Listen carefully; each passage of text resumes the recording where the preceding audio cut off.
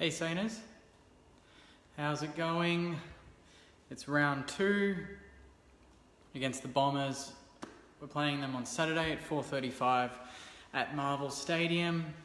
Going back to last week, we beat the Gold Coast Suns by a point and the Bombers got absolutely spanked by the Gold Coast. Spanked by the GWS. We almost lost to the Gold Coast. So it's kind of an interesting game for us because we're playing a team that everyone talked up as being a legitimate top 4 contender, a team that could really push for the premiership in 2019. That didn't look the case last week. They were really poor. GWS were phenomenal and they won by around 72 points. And Essendon come into this game rock bottom on the ladder while we come in, on the back of a 1-point win in 9th position. So I think going into this game, we could potentially go in with a little bit of confidence. I don't see why not. We're playing on our home deck in front of our home fans. It's an away game, but it's Marvel Stadium, so we'll have a lot of Sainers there. Hopefully, you guys turn up and tackle an Essendon team that, might not really be switched on at this point. They were the same last season. They took ages to get into it, and then they got rolling. Hopefully, it's the case this season. With so many changes every year for the Bombers, it could mean a matter of just game by game they build chemistry, but hopefully it's not in this game. And I think if we could pinch it and go 2-0 going into the Perth game against Freo, you'd definitely take that and you'd be very happy about that. But firstly, let's talk about the team. Obviously it's in my heading there, so you would have seen the ins and outs, but we'll go through them here and you guys tell me what you think. So in terms of the ins, let's go the ins first. Nathan Brown, I thought that was a given. He's back from his suspension, serving his 6 or 5 or whatever the amount was. He's back, which is great. He's a bit slow for the Essendon forward line, so that worries me a little bit. But he's a veteran. He's been there and he's done that. He's a decent player when he's switched on. So happy to have Nathan Brown back, and I expected that anyway. So no surprises there. Next one, Rowan Marshall. Obviously, we're all thinking, why the hell didn't he play last week? Rowan Marshall, clearly best on ground in the second JLT, was dominant in the ruck. He had 20 possessions, 40 hit-outs. I think he took about 10 marks. He was ridiculous in that game. And it was a massive surprise to me that he didn't play alongside Pearce, at the very least, last week. But it looks like, and that's what I thought that was going to happen this week. I thought that we'd keep Pearce and go with Marshall, and then we can have that case where we have 2 rucks, because Essendon have 2 rucks. They go Bell Chambers, they got McKernan. McKernan likes to rest forward as well. I was hoping we'd have Marshall and Pearce just so that we don't have to put Josh Bruce in the ruck, which we did last week, and we got hammered when he was in there, and you could see the difference between him and even when Pearce was in there. It looks like we might have to do that again, which kind of annoys me. I wouldn't mind having Pearce doing the tap work and then letting Marshall rest forward.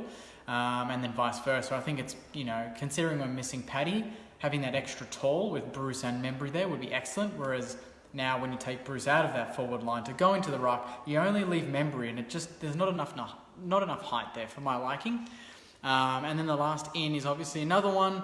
He was best on ground for Sandy last weekend, 27 disposals, 1 goal, and that's Blake Acres, and I'm very happy to see him back. The one other midfielder that I am surprised not to see, and you guys have mentioned already, is Hunter Clark. He was also best on ground, equally with Blake Acres, had a great game, great off-season. Everyone talked him up, and he's not in. That doesn't make sense to me.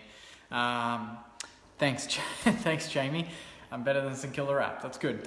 So that surprises me. I think this is a sort of game that Hunter Clark would really enjoy. And even Nick Hind, I thought he was a genuine chance. Essendon have serious pace on the outside. Nick Hind, who played for the Essendon VFL team, has serious pace. So I would have thought, it would have been a good game for him to debut in early in the season, coming up against a team that's probably not full of confidence just yet. Against his old team, basically, it would have been good.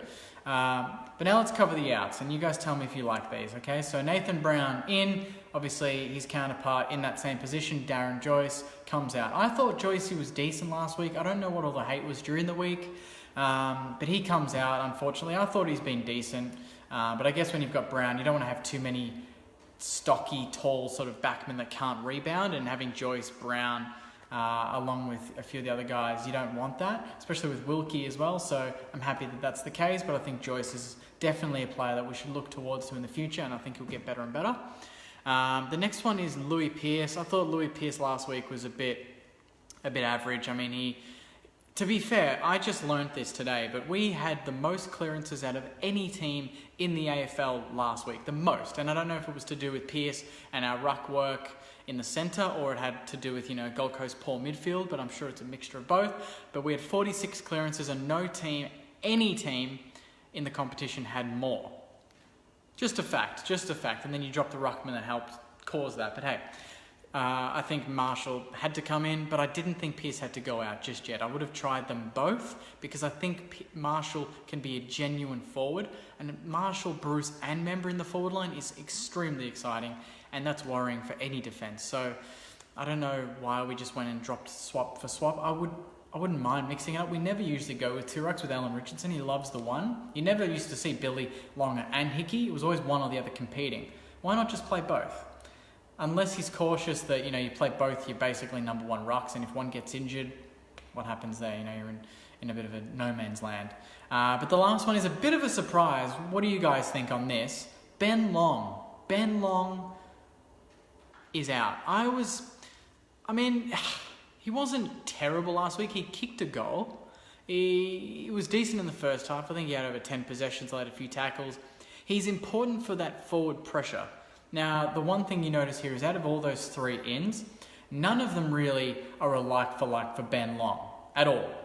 So when you're playing an Essendon team that has a very fast rebounding back half with, Adam Sard, with Connor McKenna, with Darcy Parish coming in, with Mitch Brown, with Patrick Ambrose, even Michael Hurley, they all like to move the ball fast. And Long, albeit he's not going to be a superstar that kicks 5 goals and has 40 possessions like people might think he will become, he's a player that puts on pressure with Matty Parker, with Jade Gresham, with Jack Loney. Those are the sort of players that in games like this against a fast team like Essendon that create every attack off the half-back flank. Even if he was bad last week, I'm thinking, is he complementary to our structure against a team like Essendon? And I'm thinking he's complementary to our team against a team like Essendon. We didn't bring anyone in that can do his role. So, we dropped a ruck and we brought in Marshall. We dropped a backman and we brought in a backman. But we also dropped a fast forward that can put a lot of pressure on. And at the same time, we bring in Blake Acres. So maybe we're having, Jack Stephen rested forward a lot last week. Maybe that's going to happen again. Maybe Blake Acres or Billings or someone will stay in the forward half a bit more than they did last week. But I'm not too sure about the thinking there. I don't completely hate this team. I think, Hunter Clark is an emergency. So is Ben Long, Louis Pearce and Joycey. Maybe a Hunter Clark as an emergency could be a last minute change. But I wouldn't really change the structure too much. I thought Battle did well. Dean Kent was on the edge, but you give him a chance again. Matty Parker obviously was immense last week. And Nathan Brown comes in with Jimmy Webster, Nunes, Callum Wilkie was great. So I wouldn't have made too many changes, but I think maybe structurally I wouldn't have really wanted to omit Pearce, just because I think with Essendon having 2 rucks, and us only really having the one lone ruck and then Bruce pinch hitting, it throws our forward line out. And I don't want to sacrifice one part of the ground to improve the other. I want to complement across the board, and I feel like here we're not really doing that at all. But having said that, I think that going into this game, I'm excited. It's round 2. We haven't, we had I wouldn't say a solid win last week, but we had a win that just needed to happen just for confidence. We've played 2 games in pre-season. We won both. Both those teams, one of them performed extremely well last week, the Bulldogs, and we beat them. North, I think, are going to be one of the bottom teams this season, got smashed. So, and then we beat Gold Coast, who could actually be better than we think. It's hard. People are judging our 1-point win last week to Gold Coast's performance last year. They might come out this week and win. I think they're playing Fremantle. I'm not sure who they're playing. But they might come out and do something, and we might think, now it puts into perspective that last week, when it's round 1, when there were a lot of upsets, this could have easily been an upset, and we held through when we started slow and were 20 points down. So I'm excited. I'm not going into this with any sort of worries. I think Essendon obviously smashed us last season. They smashed us the last couple of times. But this is a new season, hopefully a new St Kilda, and we go into this game with really nothing to lose. And that's what I said in my review last week. I felt that, along with a lot of other teams that were favourites, they didn't handle the pressure of being favourites. And we're not used to that, to be honest. We're never really favourite. The last couple of years, we've never been favourites. And when we have been, I think we've struggled. The Essendon game a couple of years ago when we smashed Richmond, we were favourites, got done. There were a lot of games like that. But the best wins of recent times, were we favourites when you think about it? Geelong a couple of years ago, no we weren't. GWS, no we weren't. Richmond, when we smashed them, no we weren't. There are so many of those games. Collingwood a few times, we weren't. GWS we drew, but again, heavily not backed. I think we like that sort of status. We like the underdog status. And I guess when you want to become a good team, you're going to have to throw that out the window. And I think maybe Melbourne, you can see from last week, they love the underdog status, but they were favourites last week. They've been talked up as a top 4 team, struggling to deal with that pressure, perhaps. And maybe we were the same. Maybe, Collingwood last week, coming off a grand final, were expected to beat Geelong comfortably, didn't. West Coast, coming off a premiership, going to play one of the bottom teams away, gets spanked, So the competition's all over the place, and I think this might actually benefit us. With going to this, we're not favourites. We're about $4 to $1.20 or $1.50, which is bullshit because Essendon got spanked. They're bottom of the ladder, but people are just basing this on last season, and I'm trying to keep it a fresh sort of perspective. And I hope the team prove me wrong. I really do. I hope they come into this, take the game on. We were better last week when we took the game on. When we tried to slow it down and use our skills and pass it around with our feet, it just didn't work, and we're not a team that does that. I think maybe playing a team like Essendon where they like to run, the game's going to be open. It's not going to be congested. I think that might help us, and it might just free up our forward line, and hopefully we can do some damage on the scoreboard and not start behind the 8 ball like we did last week. Because if you start like that against teams like Essendon when they get a run on, they're not going to stop like the Gold Coast. They're going to keep going, and it's going to blow out and get ugly. So for us, I think the first 20 minutes is absolutely critical. I would love to be up at quarter time and half time. And I think the longer we're in the game, the more confidence we can get just thinking, hey, we can actually do something here. So I'm pretty excited about this game. It's a weird time on a Saturday at like 4:35, but hey, it's a Saturday. Footy's back. I'll fucking deal with it and I'll just go. Let's go through some of your comments. I've been chatting for a bit too long, so let's go all the way to the top. There's a few here, so thanks for commenting, guys, and keep them coming. Brad says, should have kept Long in. Ross says, Long missing is a joke. How does Loney keep his spot? I thought Loney, to be fair, had 22 disposals last week, had 6 marks and kicked 1 goal. So as a forward, if your forward pocket is getting 22 disposals and kicking goal and having 6 tackles inside 50, you're keeping him. So before we judge Loney, look at the stats. I'm not criticising you for Ross for that comment, but I'm just saying, Loney was decent last week. He justified his position. Long didn't. No Clark is crazy. I agree with that. Hate Bruce in the ruck. He's a forward. Agreed. Bruce does not look good in the ruck, and nor should he be. He is a forward and he's a gun forward. He showed what he did last week. Kicked 3 straight and took some tally marks late in the last quarter. So that's where he is for us, not in the ruck. Joe says, Essendon are badly wounded from last week. We've got to hit them hard from the start, 100%. But also, badly wounded teams like Essendon, they want to come out angry. It's their first game in Melbourne. Their fans are going to come out. It's a home game. They'll all get there. They're going to want blood. So we're going to make sure that we have to give it back as hard as we get it. Otherwise, they will run all over us. That's just the sort of team Essendon are. What a joke. Loney and Dunstan should be out. I don't think Loney should be out. Dunstan's an unlucky one. Dunstan out for Hunter Clark could have been a good one, but I'd like to think they're giving him one more chance, but I've said that in videos from last year, and every week is one more chance. So when is the last chance? I don't know, but clearly Alan Richardson loves him, or Dunstan has some nude photos of Alan Richardson that we all don't want to see. Julio says Hunter's form has dropped off slightly. 23 disposals isn't a huge number. It isn't, but in comparison to the other VFL players, and I mean, we've always seen that, AFL players don't necessarily get a lot of touches in the VFL.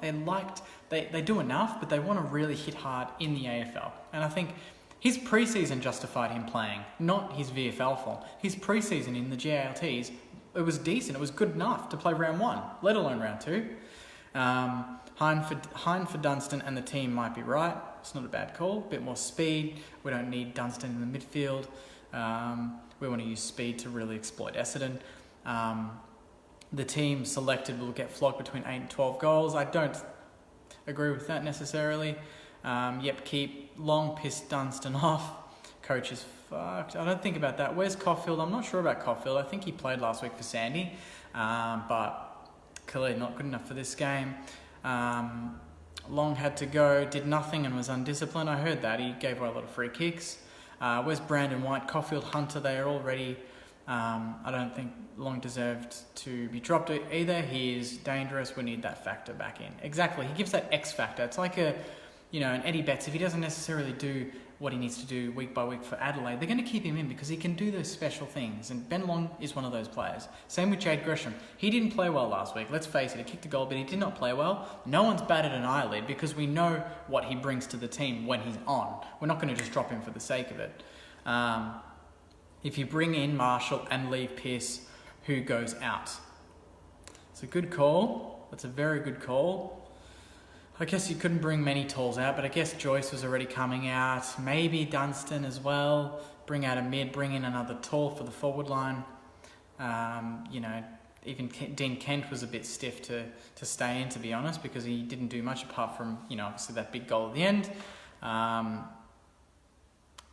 Surely Clark must have been close for Geary, who dropped chest. There's no point even talking about Geary being dropped because he's captain. No one ever drops their captain.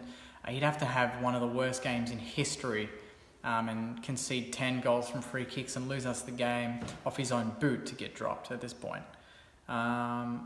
What's happening with Armo? I'm not entirely sure, to be honest, Seb. I don't know if he's playing for Sandy, but I feel like he's a long way back. Let's just put it that way. I don't think he's going to be top of the tree in terms of midfield selections this season and obviously moving into the future because I think he's almost done. Not actually that mad about the changes. Long needs to be more disciplined. Loney, ball use was terrible. 64% efficiency and 5 turnovers. That is not good. Is Marshall playing? Marshall is playing Michael. I can confirm that. So glad to have Akers back in. We missed him last year. Yeah, I agree with you there, Jaeger. Akers is just this interesting sort of midfielder. He's bigger. He's kind of a 5 size if you put a bit more weight on. And I think the benefit of Blake Akers, and maybe this is answering my question as to why we dropped Pearce because we didn't have too many talls. Akers can play forward. He's tall enough. He's 6'3". He's got a good mark, and he's actually a decent set shot. So maybe we'll see Akers more forward than mid in this game. We'll see. I'm going to leave it there, guys. Thanks so much for watching. The footy's on tonight. Who is it? It's Collingwood Richmond. Who do you guys think is going to win that? I think I tipped Richmond, but this season you don't even know what's going to happen. Tomorrow is Sydney Adelaide. I tipped Sydney. Adelaide will probably win. Fingers crossed that we do it though. Who cares about every other team? It's all about the Saints, and we want to have a good season. And what better time to get Essendon than round 2 when they're coming off a bad loss and they travelled. So fingers crossed that we can go 2-0 because if we do, going to Perth, I'll bloody fly to Perth and cheer my heart out if we can go 2-0 and go to Perth against Fremantle. Not a bad scenario to be in with that first fight. And I think you've got Hawthorn and Melbourne, so you've got a couple of games there that are decent. But thanks so much for watching, guys. Please comment, tell me what you think of the ins and outs, the margin, who's going to win, what your thoughts are in general on the club and how we're going and all that sort of stuff, and I'll respond when I can. Anyway, guys, thanks very much for watching. See you Saturday after the game.